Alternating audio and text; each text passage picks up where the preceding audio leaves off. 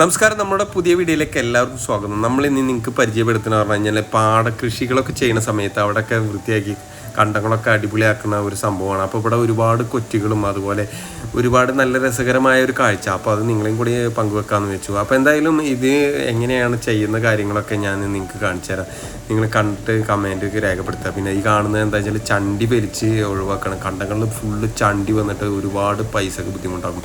അപ്പോൾ ഇത് കൃഷി ചെയ്ത് കഴിഞ്ഞാൽ അല്ലെങ്കിൽ മെഷീൻ വെച്ച് അടിച്ചിട്ട് നമുക്ക് ഒഴിവാക്കാൻ പറ്റില്ല. പിന്നെ ഒരുപാട് വെറൈറ്റി വിദേശ പക്ഷികളൊക്കെ ഉണ്ട്. നല്ല രസകരമായ ഒരു സൗണ്ടും അതുപോലെ നല്ലൊരു അന്തരീക്ഷവും നല്ല ഒരു അടിപൊളി നല്ല ചെളിമണം കൂടിയിട്ടാണ് ഇവിടുത്തെ അവസ്ഥ. അപ്പോൾ എന്തായാലും നിങ്ങൾക്ക് ഇത് കണ്ടാൽ ഇഷ്ടപ്പെടാണ്ടിരിക്കില്ല. അപ്പോൾ എന്തായാലും നിങ്ങൾക്ക് ഇഷ്ടപ്പെട്ട് കഴിഞ്ഞാൽ മറ്റുള്ളവർക്ക് ഒന്ന് ഷെയർ ചെയ്യുക. നമ്മുടെ ചാനൽ ഇതുവരെ സബ്സ്ക്രൈബ് ചെയ്യാത്തവരുണ്ടെങ്കിൽ ഒന്ന് സബ്സ്ക്രൈബ് ചെയ്തേക്കിട്ടാം. അപ്പോൾ തുടർന്ന് കാണാം.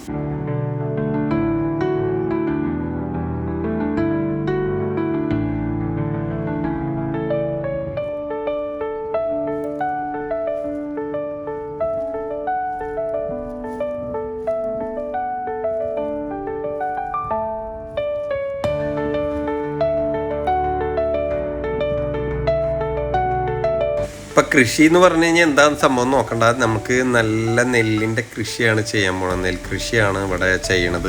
നെൽകൃഷി ചെയ്യണതാണ് വർഷത്തിലൊരു തവണ. അപ്പോൾ അത്യാവശ്യം വിളവെടുക്കുന്ന ഒരു ഇതാണ് വർഷത്തിൽ ചെയ്യുമ്പോൾ.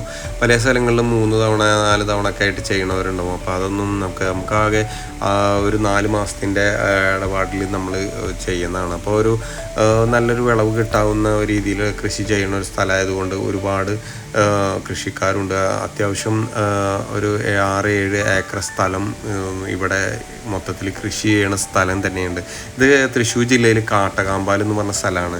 അപ്പോൾ ഈ കാട്ടകാമ്പാൽ എന്ന് പറഞ്ഞാൽ പലരും കേട്ടിട്ടുണ്ടാവില്ല. അപ്പോൾ തൃശ്ശൂർ ജില്ലയിൽ കുന്നംകുളം അടുത്താണ്. അപ്പോൾ ഇതൊക്കെയാണ് ഇവിടുത്തെ വിശേഷങ്ങൾ.